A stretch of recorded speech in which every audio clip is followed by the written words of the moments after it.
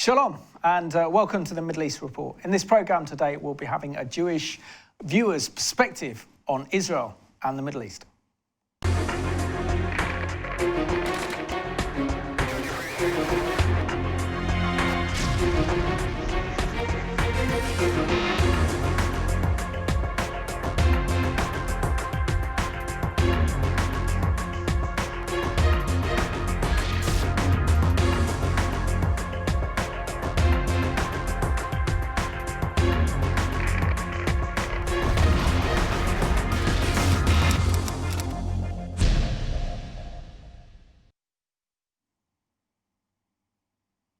Warm welcome to the programme, and today's guest comes all the way from Hertfordshire in the UK. So my guest is Martin Cohen, and you are a viewer of the Middle East Report, a Jewish viewer I should add, and that's what makes this special, because who would have thought that last week when you sent me an email and talking about how you love the Middle East Report, that a week later you actually be on the programme itself. But I think it's really important, and it's so encouraging for so many of our viewers to know that there are Jewish people watching this programme, because we want to reach out to the Jewish community, we want to bless the Jewish community and to say that you're not alone, and Israel's not alone, and that's which is very important, and this is what we do on the Middle East Report. So warm welcome to the programme, Martin.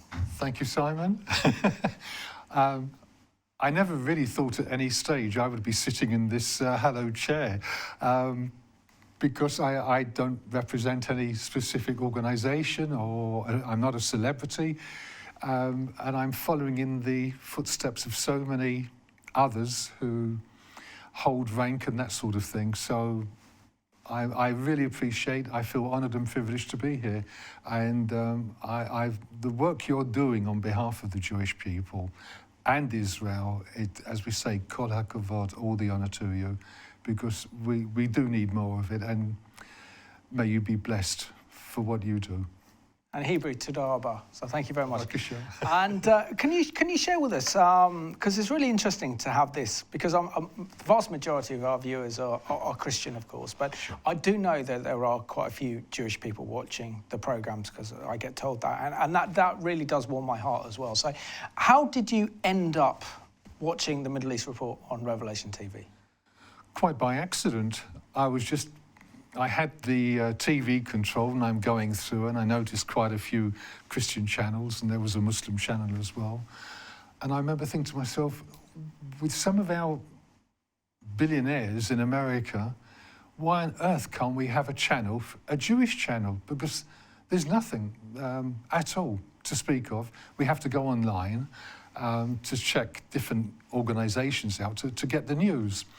And I scrolled through all the way through, and I thought, yeah, okay. And there was another one, and then your channel came at the Revelation TV, and I thought, here we go, let's try this one. And there was one with the Jerusalem Dateline from the CBN, which is excellent. It's very good, yes. It really is excellent. And then I saw the Middle East Report, and I thought, it's probably going to be more PLO propaganda. Let's have a look at this just to check it out. And I was just shocked and amazed. I couldn't believe what I was looking at. And I thought, for heaven's sakes, I haven't even recorded this. And I thought, well, okay. I went through on a Friday, and I managed to record it for Sunday, and that's when I viewed it. And then my wife saw it, my daughter saw it, my sister saw it, and I've been telling lots of people, Jewish and Christian, good friends, have you viewed this channel yet? And I believe a couple of them have done so as well. And I'm sure a lot of them will now, especially to see you on the programme, Martin, which is great. But Martin, you actually grew up in the East End of London, and there was a very big Jewish community in the East End of London, particularly those in the 1880s or so that fled the pogroms in Russia and found themselves in the East End of London, lived there and worked there and built their communities. Can you share with us your experience of growing up in what is known as the East End? Yep, with pleasure. My maternal great-grandparents came from the Netherlands. My paternal grandmother's family also came from the Netherlands, but way back before then. And my paternal grandfather, according to the wedding certificate, he came from Poland/Russia.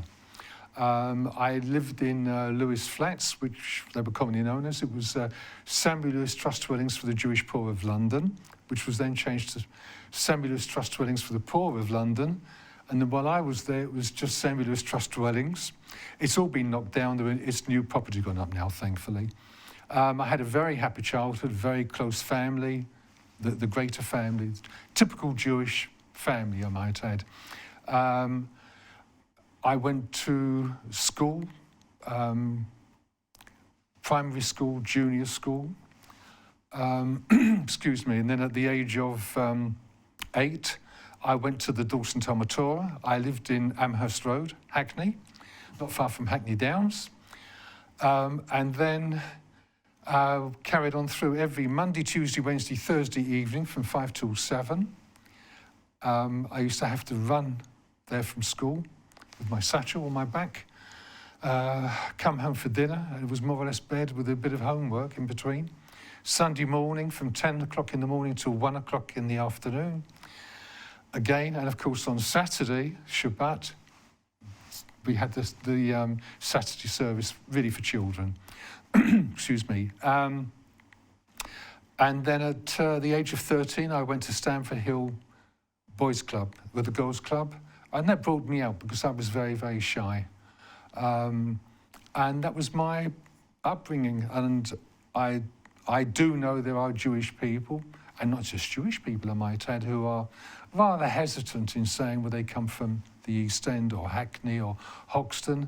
I'm very proud of it because when I look at what's come out of Hoxton and then what's been contributed to the whole community in the UK, not just Jewish, but non-Jewish as well, I think people like us, we had to work and work hard to get where we are, or to whatever we wanted to attain. There was no real help. You just had to work hard to get on in life. Martin, did you face any anti-Semitism growing up as a Jewish schoolboy in the East End? From the age, well, I should have gone to a central modern school from the 11 plus, but I'd been off quite a bit for bronchitis, and I took the exam. I should have gone to a central modern school, which is where most of my friends went.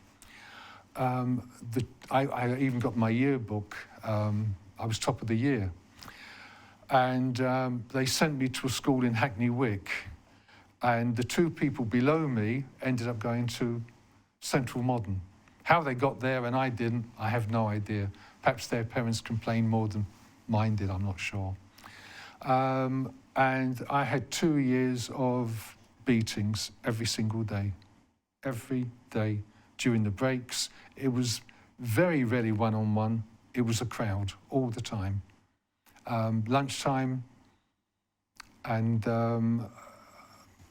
it was just one of those things. I then took a trade scholarship exam, and people were taking these exams, even if they were at grammar schools in those days, because they wanted to go into something specific. And they allowed 30 people into the school. 30 pupils were accepted, and I was one of them. And I went to another school, but because of the injuries my father had suffered, he was in the Royal Artillery Heavy ACAC. He was hospitalised. He was never the same afterwards. He used to be a craftsman cabinet maker, and he managed to get a job after a while. Because of the name Cohen, you couldn't get work, which is why so many Jews changed their name after the war, for that reason. He changed it to Rees, which was my grandmother's my paternal grandmother's name, the family name. And I think it was probably from the Dutch spelling or something originally. And it was proven. He was applying for work. Do you still have a position open? Yes, indeed. And what's your name? Jack Cohen. Oh, just a minute. Oh, sorry, it's gone. And that was proven. And by the time he changed it to Cohen, he got work immediately. To Rees, rather. He got work immediately. And it's been like that. I faced it as well. So I'm now 79. I doubt it's changed. I doubt it very much. So sad. It's just Really one of those sad. things. I mean, they don't want you to feel black, Irish, Scottish, French, whatever. Excuse me. And being Jewish. And one of those things is people's ignorance. Hate is ignorance. And there's too much of it around. And that's why when I meet people like your good selves, it gives us hope for a better future. Well, it's unacceptable, any form of racism or anti-Semitism. This is what you've got to stand against. Let's have a look at this short documentary now that looks at Jewish life in the East End of London.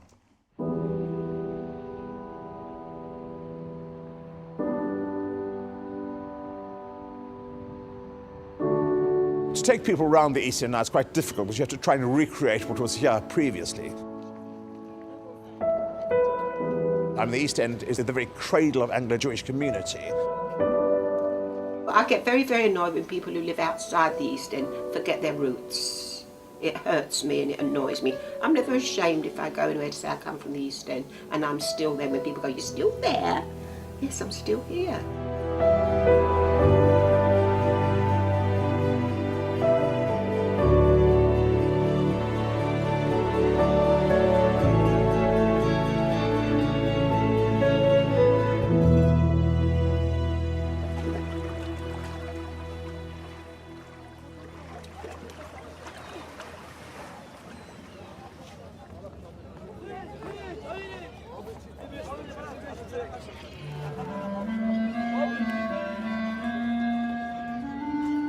Then Jewish East End started in 1656. The Jews first of all came from Spain and Portugal, the Sephardic Jews.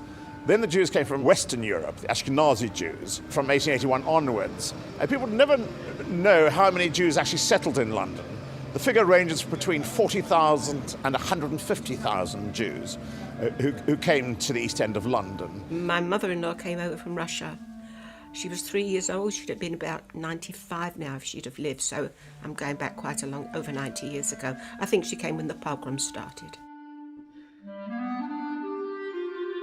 The principal trades when the Jews arrived from Russia, the principal trades they went into were tailoring and cabinet making was the second largest trade. Particularly in the East End though, tailoring was the largest trade they worked in. It's a fairly easy to set up trade. You don't need a great deal of equipment and materials to start a small, low-level tailoring workshop, which you can expand on seasonally as more people, as there's more demand and there are more people coming over looking for work. The sweatshop owners would pick up new immigrants from the docks and employ them in fairly barbaric conditions. These people were paid £1 a week. Often a whole family would live and work in a room, and they may also have other tailors lodging, effectively sleeping on the floor of the workshop, where they would also work during the day. The buildings they were in were pretty much slum buildings.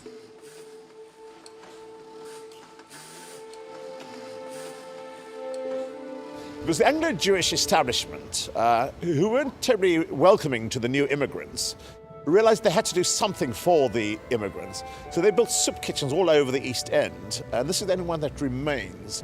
As you can see, this beautiful terracotta facade is one of the few facades left of any Jewish building in the East End, actually.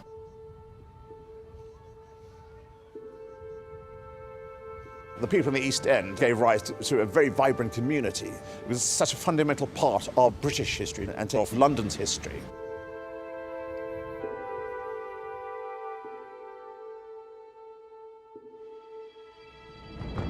Passing the Tower of London, 5,000 fascists rally to their mobilisation for the much advertised march through the East End. When we heard that Oswald Mosley was trying to organise a march by the black shirts, which came from all over the country, to march through the Jewish East End, every area was blocked by the population of the East End, which amounted to 200,000 plus sheer numbers of people. The police did try to clear a path, but failed miserably. Now the crowd take matters into their own hands. Communists, Labourites and Jews jammed the fascist route. With firm action by the Commissioner and his men undoubtedly averted bloodshed on a scale more terrible than London has ever witnessed. I was there, and it was an inspiring moment to find and see so many young people, and it was a victory to stop Mosley coming through.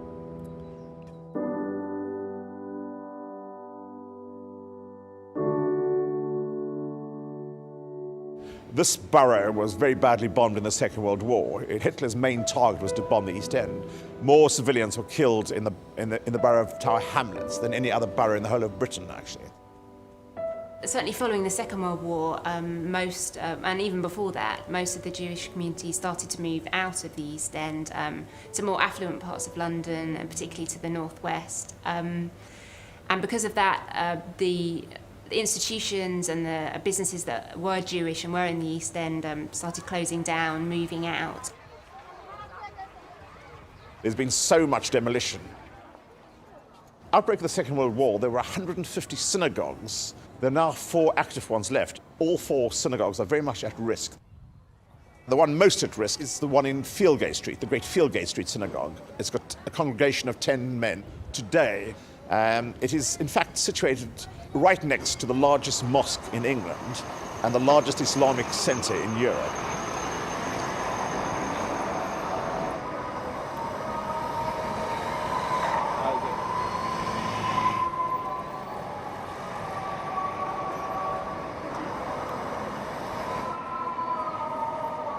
In the 1980s, members of the Jewish community started to realise that sort of the East End as a Jewish way of life was disappearing. But the result is that today there are only about 2,000 Jews left in the East End, and about 1,000 of them are over 70. Most Jewish people came from the East End. You'd meet your friends there, or you meet neighbours there, and you meet family there. Automatically you become part of a family circle.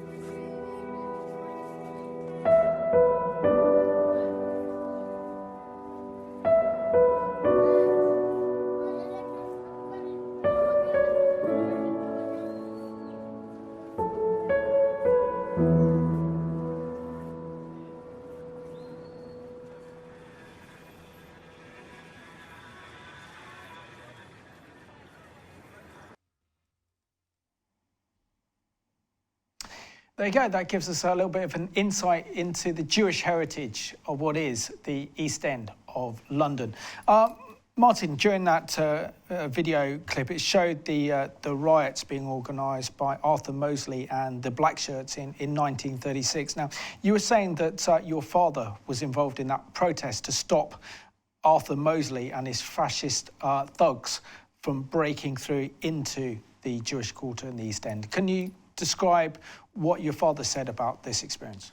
Yeah, my father, like so many of his age, they wouldn't really talk too much about their army life or military life or even things like this. And I actually had to learn from one of my cousins whose father was there with my father. And it was through him that I found out my father had been to Cable Street, like so many, and was actually coshed. And as you saw in the film there, I mean, the police were absolutely vicious. The way they were just coshing people over their heads.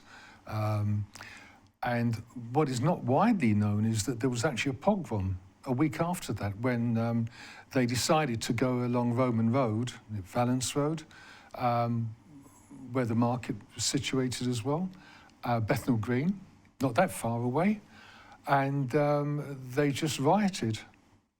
They were burning the shops, looting, setting fire to everything they could lay their hands on, and just looting goods as well. There were no police around, and that was shocking. But the same thing has occurred 1949, Ridley Road Street Market. And I remember that the day particularly because on July 31st, 1962, that is the day I formally left England to go to work for a British company, working with the American military in Europe. And on that day, Mosley decided to have another meeting in Ridley Road Street Market, and which was unfortunate, the timing, because I would have definitely been there. And it was a delight to see him get punched off that stand of his. He went down. And I remember my parents, they managed to get a photograph. I think it was a centerfold from the Daily Mirror or the Express, whatever. And they sent it to me where I was abroad. My first work was in Germany, then France. Later on it was Italy. I was traveling all around. But I believe there he finally learned his lesson. We weren't going to take it. And it upsets me that the leadership, the Jewish leadership, is so frightened of a backlash against the Jewish community, of taking action. We see other people doing it, and yet my community, they just want a quiet life. I don't want to know, let somebody else sort it out. I'm mimicking, as you realise. But it's very, very sad. And these people need to grow up and face what's ahead.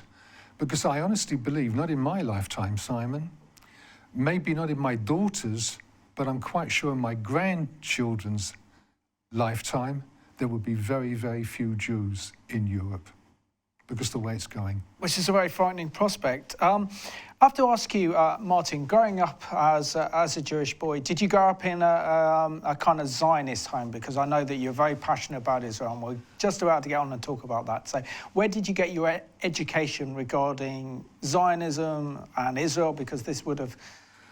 Zionism never really came into it, because I went to the Dawson Talmud Torah, which was like a school where we learned to read and write Hebrew, not really to speak. It was learning the services and learning Jewish history and a short history on Israel. But that was basically it. And I left when I was 13. I never became a Zionist until the Six-Day War. I was in Canada, in Toronto. I've travelled a little bit. I wanted to see a little bit of the world. And all we could see were the pictures over there from the newspapers, TV, the wild looks of these people. They're going to murder the Jews, and we're going to drive them into the sea, we'll rape their women and kill them, and things they do today, let's be honest. And I could see one thing after another leading, yet again, that Israel, the Jews, were going to be left on their own. And I thought to myself, 1939 to 1945, the world stood by. Nobody cared, nobody did a thing. Individual people, I can't thank them enough. I feel humbled beside them for what they did. It took guts to hide a Jew or help a Jew escape. And there are thousands of them, by the way, and I could bless every one of them for what they did. Absolutely. Before then, of course, we've had 2,000 years of slaughter and 1,400 odd years from the Muslim slaughter. So, and that hasn't changed at all. And I thought, they seem to believe still that we have no value or worth. It doesn't matter what we do, what we contribute. They can't wait to get rid of us. And then I saw it again in 67. Oh, 1948, of course, the War of Independence, when Israel was virtually ridden off by the West. And again, Israel was left defenseless, more or less. Nobody helped as an entity, a country. In fact, Britain did the opposite, of course. They were helping and aiding the Egyptians, the Iraqis, and the Jordanians, shamefully. Absolutely. I do call a spade and not a shovel, as I'm sure you realise by now, Simon. That's why you're on the programme. And really, Israel was being left alone. My sister had gone to Israel about a year after I left, which was really strange because coming from a very close family, with our parents especially, we both had a bit of an independent streak. And she went to live on Kibbutz Bet HaEmek, which was surrounded by Arab villages, Christian and Muslim, neither of them particularly friendly. And then she decided she was going to take out her citizenship as well. And she got called up to go into Nachal. And when they realised where she was, situated anyway with no family, they said, well, going onto a Nachal site, you may as well stay where you are because it's still a pretty dangerous area. And that was really my introduction to Zionism, if you like. And it was only in 1970 I went to work on a kibbutz. I went first to Kibbutz Hulda, then to Shvaim. Hulda is on the old road to Latrun, site of the battles going to Jerusalem during the War of Independence.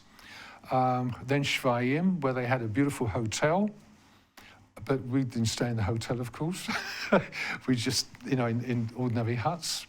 And then I went to Kibbutz Sarid, and that was the far left, and I couldn't believe me going to a far left kibbutz. And I loved it there. The people were absolutely phenomenal. It's near Fuller.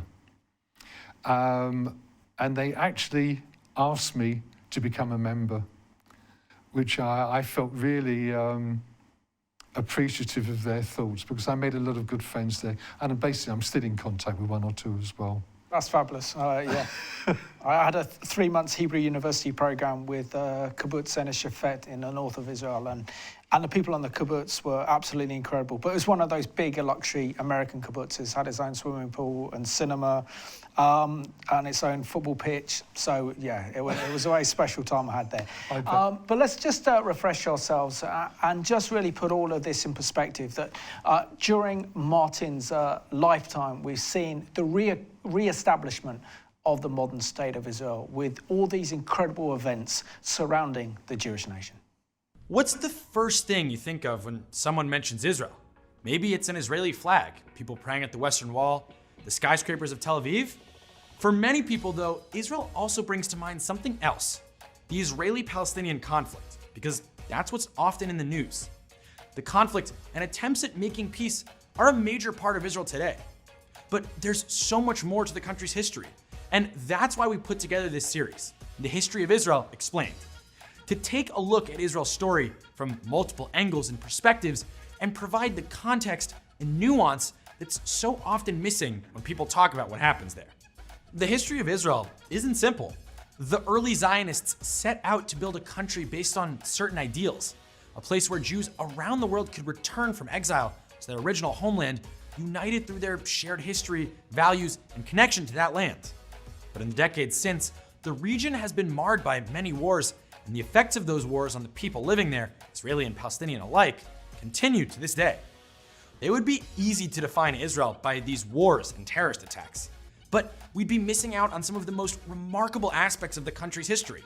Israel is a diverse place with people from different backgrounds and cultures, and they've risen above those differences time and time again, reviving Hebrew from a near extinct language to a common one spoken by millions, the camaraderie and shared vision of the socialist kibbutz communities, bringing together Jews from around the globe, Ethiopian Jews, Soviet Jews, Yemenite Jews.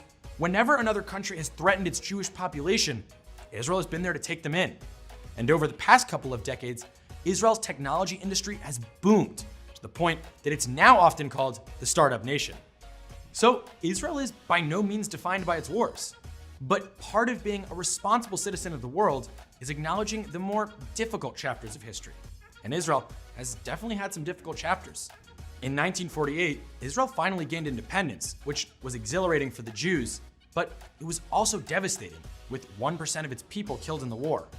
And for the Arabs who lost their homes, it was a tragedy as well.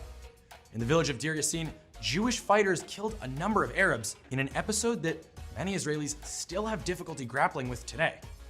These stories are important reminders that the responsibility of building a state and establishing security is messy, challenging, sometimes ugly, and definitely not perfect. For Israel, they're reminders that this is the first time in almost 2,000 years that the Jewish people again have self-rule. And they've become lessons that Jewish leaders and policymakers continue to look back on as they attempt to balance developing hopes for peace with maintaining Israel's security. The history of Israel is also inextricably intertwined with Zionism, a political movement made up of ancient ideas and ideals from the Bible to re-establish a Jewish homeland in Israel. But Zionism is anything but monolithic. Some Zionists are secular, some are religious, still others aren't even Jewish at all. Some support Israel retaining control over Judea and Samaria, also known as the West Bank, while others don't. The leaders of the Zionist movement never saw the world in exactly the same way and had both complementary and sometimes competing visions for Zionism. Ultimately, though, Zionism is about reestablishing Jewish roots in the Jewish homeland, about Jews taking control of their future, about demonstrating self-confidence and independence, about being the majority culture rather than relying on others who often oppressed and persecuted them. And by exploring the story of Israel, you can start to see the complexity of that mission and how it has led to the country that exists today, with its unique strengths as well as its flaws. I'm Jacob Schwartz, and this is the History of Israel Explained.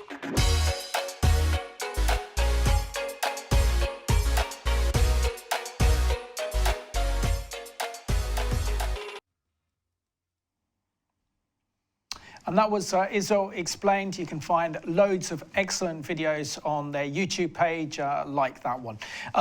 Martin, it was great to just show that video because it just gives us a reflection on the history of Israel and it has an action-packed 72 years really since Israel was re-established as a modern state back in the 14th of May 1948. Now, in the early 70s, you went to make Aliyah and lived in Israel. What was your experience of being in Israel, and what was it like being in the IDF then?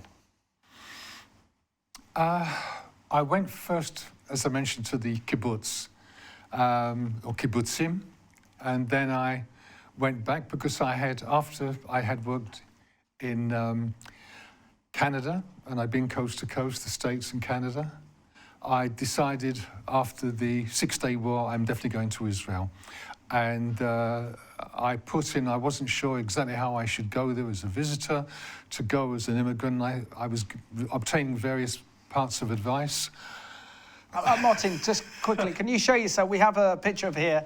Martin in the 70s, looking after that cat. There you are, in your army uniform. Yeah, fabulous. Fabulous. The cat wasn't exactly Israel's latest secret weapon, by the way.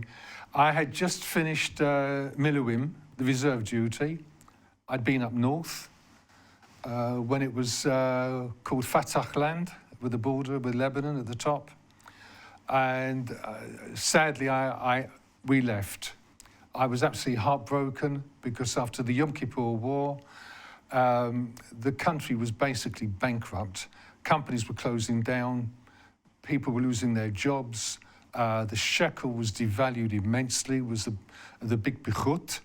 And I had gone, after the war, I had gone on to the UK because it was my father's stone setting 1 year after he died. So, of course, I'm in possession of my Israeli documentation. I had permission to leave the country, come back with my wife. And my wife is Norwegian. So after Canada, I was working in Scandinavia, met my wife in Norway, went on to the kibbutzim, because my paperwork was now ready to go on a kibbutz, and went back to London, went there, and then, very impressed, went back to Norway, met up, we felt the same, married, said to my wife, I want to go to Israel. It's very good here in Norway, but my heart's not here at all. Beautiful country, but Israel is my heart, and that's it. And she said, great. And we waited, we went out to Israel, into the Merkaz Klita, the absorption center in Haifa, in Kiryat Eliezer. And then we were just learning Hebrew. It was 15 new words a day. Proper words, not from the book, the prayer book. It was okay, and I managed to obtain work. The South African Zionist Federation helped me. The British Zionist Federation weren't too bothered, but the one in Haifa, she was excellent. She got me a very good interview. I had my CV, resume with me. I started work, and that's when I had to go back to England for my father's stone setting, 1 year after he was buried. And we went to Norway first to see my wife's family, Eva's family. And her father said, we've just seen on the television now, there's a big devaluation. Things are very bad there. Why don't you stay here? You've been working for the bank. You speak Norwegian. You even look Norwegian. Well, I had hair in those days. You, We saw from the pictures, so we know that's true. you had, you know, you look Norwegian, you're tall and that sort of thing, and you know, you get on with people anyway, and you can get to work very easily. And I said, thank you, I'll help you get a house. And I said, thank you, but I really just can't wait to get back. I'm going to visit my family, go to the grave and all that, and it's back to Israel. And that's when I found out I'd lost my job. And before then, they were going to make me permanent, which meant that I was going to get newspaper expenses, car expenses, telephone expenses, and that's how they used to do things. But unfortunately, we didn't have what was known as vitamin P or Protexia. We didn't have any family there. We didn't have anybody really to help us in that respect. So it was very, very difficult. In fact, being in the army, because of my age, I didn't go in for the whole 3 years, obviously. But I absolutely enjoyed it. I loved it. I was with like-minded people. Most of them had been in Israel in my platoon, my pluga. They'd been in Israel for maybe 5, 4, 6 years, whatever. I'd only been there, 9 months or so, and I was called up and I welcomed it. And lo and behold, after going through the usual things, going to the firing range and so on, I'm left-handed, and my left eye is slightly long-sighted, which gave me the added advantage of being able to hit that ball. And I had an old Mauser dated, I think it was 1896 or something. It was the German version of the Lee Enfield from the First World War. And I was hitting the target, and in the end I got pulled out, and they said, we want you on the heavy stuff. Went out, and there were all these jerry cans. I think it was about half a dozen of them. It was 500 meters away. And he said, what do you reckon?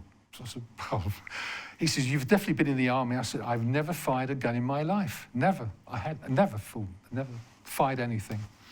And the first one, take it slowly, breathe out slowly and all that, and I was about 5 yards short. So I just recalibrated ever so lightly and aimed,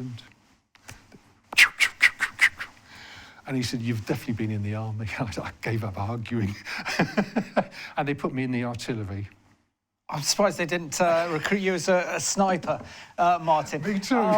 But what was it like, not only being in the army, but also being in probably the time of Israel's greatest crisis, probably the greatest crisis since the formation or the re-establishment of the State of Israel in 1948 with the War of Independence. But we also know that the 1973 Yom Kippur War, when Syria and Egypt invaded on the holiest day of the Jewish calendar in 1973, was a very precarious time in Israel's history. So what was it like being in Israel when suddenly Israel was invaded by 2 Arab armies? Well, it was on Shabbat. It was on the Saturday as well. It was the first day of Yom Kippur. It was also Ramadan, a supposed holy festival for Muslims, but they decided to attack on that day. My wife and I were walking near the beach in Haifa, and then the sirens went off, and I thought, I wonder what they're going off for. And then all of a sudden we saw people rushing. Now, 3 days before the war started, my friend Shlomo from the kibbutz, he came to visit me with a friend at the absorption center, and he came especially to meet us. And how's Eva? I said, she's fine, she's upstairs in the flat. We'll go up, have a coffee, you know, biscuits, whatever. And he said, we can't stay, it was just to come and see you quickly. I said, if you don't see Eva, she's going to be really mad at you. And he said, okay, but we can't stay. I said, okay. We went upstairs, big hugs all round, and came down again. And he said, Martin, what I'm going to say to you is, don't worry, everything will be okay. I said, yeah, I'm sure it will be. I'm quite confident. I love it here. I'll be pleased to get out of the absorption centre and into a proper flat and, you know, start work properly as well. And he said, I'm just saying, don't worry, it will all work out in the end. I said, thank you, Shlomo. I hope to see you then again soon. And they went off. And lo and behold, I only found out sometime afterwards, his friend was with the Naval Intelligence. And on that day, the Navy, they were prepared and they started sinking Syrian vessels and possibly Egyptian ones as well. They were bombarding the coast. The Navy was well prepared. The problem is that President Bush and Secretary of State Baker, they weren't very helpful, and neither was Dr. Kiss of Dethinger, as he was known. Sorry, just going back, you mean President Nixon and Kissinger? Sorry. Yeah, I beg your pardon. This was another different eras. Different eras. Yeah. Thank you for that, Simon. And he wanted to try and make another Vietnam peace, like he arranged for Nixon. And he decided that Israel had to bleed. Now, Russia, before the war started, had given everything by air, by sea, overland. They were so well equipped. They had equipment that the Warsaw Pact never had. It was that new, that modern. They had nighttime equipment. Israel didn't have it in those days. And I know that even after the war finished, within I think about a couple of months, Russia had, or the Soviet Union was then, had resupplied everything back to its normal level. They turned round and said to Golda Meir, under no circumstances do you call up the reserves until you've been attacked. Under no circumstances do you take a first strike. If you do anything like that at all, we cannot support you in the United Nations. And Kissinger made sure Israel was bleeding. It became really critical. And then finally, he, for some reason, decided Israel had bled enough that finally they allowed the Galaxies to come. And not one country in Europe allowed an overflight of those aircraft taking supplies to Israel directly. Herr Willy Brandt refused to allow even equipment to be taken from Germany, American equipment from the bases there, where I used to work, to be taken to Israel.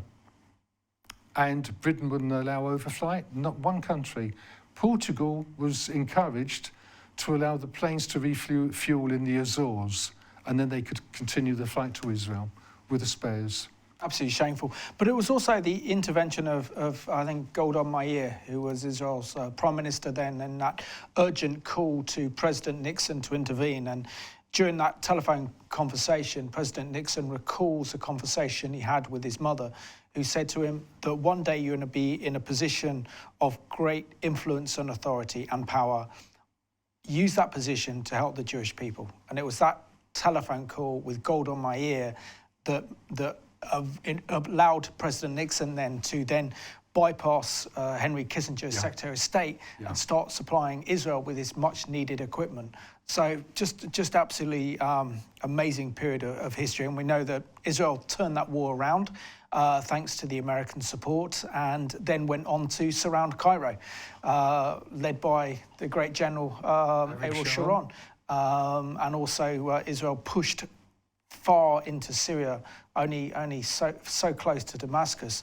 But unfortunately, Israel lost the political war in the aftermath of that. And then, of course, we saw the OPEC oil embargo on Israel and the West. And this is when we saw the West starting to turn around really against Israel. We're down to about 8 minutes or so of the programme left, Martin. But two things I really want to discuss before we come to the end of the programme. The first thing is that you're a big supporter of Likud, which is the party that Benjamin Netanyahu runs and are currently running the government, and he's been in power really the longest ever serving Israeli Prime Minister. What is it about the Likud that you like and support as a political party, and also your position when you see Israel in? I'm basically a Chavutnik, so it's the party of Menachem Begin, which unfortunately He's not particularly liked in this country, I know, but I will say that his whole intention was never to hurt civilians. And with Herut, I still consider myself a Herutnik before a Likudnik. And that's why I still support Likud. But people do go on about the King David Hotel, how we blew it up, or the Irgun blew it up. They did not blow up the King David Hotel. They blew up the military wing of the King David Hotel. I actually met the person, Geula Cohen, no relative. She was the woman who phoned the military headquarters in the wing of the hotel to say a bomb will be going off, please evacuate the hotel immediately. They thought, somebody said it's a bluff, the Jews wouldn't dare to do that.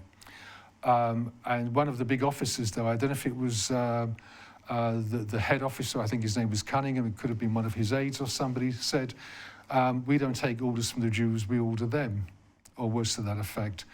Geula Cohen also phoned up the French consulate in Jerusalem. She also phoned up the Palestine Post, the forerunner of the Jerusalem Post. They taped up their windows. And because of the British arrogance within the military and the British Palestine police, they were the ones responsible for those deaths because they just had sheer absolute hatred for Jews. I'm sorry, Simon, but that was the situation. And because of that, you had a lot of people killed, Jew, Arab, Muslim, Christian, and British personnel, all because of the British arrogance. They refused to leave. And absolutely shocking. And of course, they never really tried to defend the Jews. The Arabs were allowed to bear arms, the Jews weren't, for quite a while.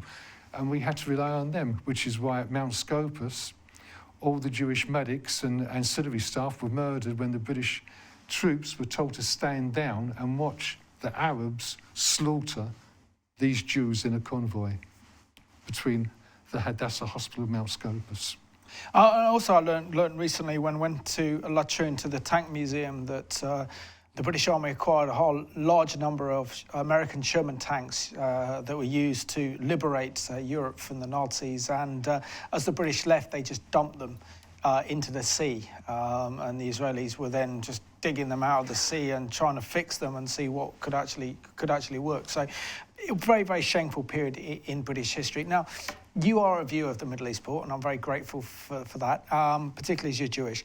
Can you explain to us the role that Christians can play in supporting Israel and the Jewish community, from your perspective? There were 2 points for me to raise. One is the usual thing, I suppose, and that's becoming perhaps members of Friends of Israel, writing letters to the newspaper, the local paper, contacting the radio station when there's all the lies. But unfortunately, many people are still not really aware of what's going on. And therefore, I would suggest they go to the Israeli sites to find out the truth, because they're not going to get it from the likes of the BBC or ITV, Sky, CNN, AP, any of them. It's as simple as that. They need the Arabs' revenue. So that's one thing. That's the thing they can all do. There's no reason why they shouldn't. The second one is, how many Jewish people do your guests know? Why don't they contact the local synagogue, ask to be invited to a service? My particular synagogue has hosted various priests. They've come sometimes on a Friday night when after the service, beginning of Shabbat, we have what they call a chavurah, where there's a meal and everybody, the members bring food along to eat, and then we have a nice time. They've stayed for that, or they come for a Saturday morning service. And don't be surprised where, regardless of the synagogue, you'll hear the prayer for the royal family, for the Queen, all the royal family, Absolutely. for the government of the day to dispense justice and everything. Go out of your way, please, to try and get to know some Jewish people, no matter where you live. I do not live in an area where there are many Jewish people at all, but I have made some wonderful friends, non-Jewish friends, and I'm well pleased with it. They actually begin to know now, really, some of the truth that's been going on. What does it mean for you, Martin, that, for example, the Middle East Report gives the historical and also the truthful perspective when it comes to Israel and the Middle East to counter so much of the media bias that we see against Israel? I think, well, you're doing a wonderful job, Simon. It's as simple as that. Like I said earlier, kol hakavod lecha, all the honour to you. It's a privilege for me to meet you. I'm serious now. I speak in a very straight manner. I can be awfully diplomatic when I need to be, but I don't feel I need to do that as I'm with a friend. So you're doing a fabulous job, and the more you can show of these films, the greater the information people are going to obtain, and they will start to question, but hang on, why do they say Israel and Palestine? We already have two states, Jordan and Israel. In fact, if you take in Gaza, we have three. So we're going to have another Palestine, whereby there'll be four, and that will be another country where I will be barred from going because I'm a Jew. And that means the West can turn around to me and say, if I say Muslims shouldn't come to this country, that's racist. But if I say I want to go to Israel and I'm then barred, that's not racism, that's just Jew hate. Martin, I just thank you so much for being my guest on today's Middle East Report. Really enjoyed you having you on the programme today. If you don't mind, I'd also like to call you Motti, as your friends call you, because I consider you a friend, and I want to very much appreciate you coming on the programme today by sharing your experiences and your perspective of Israel and the Middle East. Thank you, Simon. I'm over the moon with today, and it's been such a pleasure meeting you. No problem at all. Thank you.